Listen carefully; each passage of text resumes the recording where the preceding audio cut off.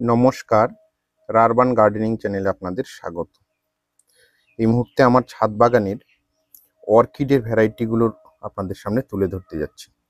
এটা হচ্ছে dendrobium অর্কিডের yellow variety. একটা দেখুন কত সুন্দর হচ্ছে, কালার এসেছে আর সুন্দর স্টিকটাও কিন্তু খুব ভালো হয়েছে।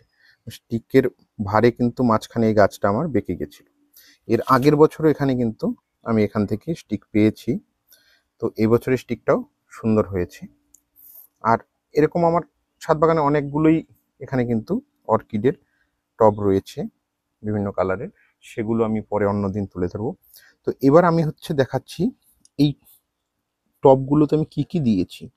মূলত এখানে দিয়েছি আপনার ক্লে বল, তারপরে ইটের টুকরো, কয়লা এবং পাইন গাছের ছাল দিয়েছি।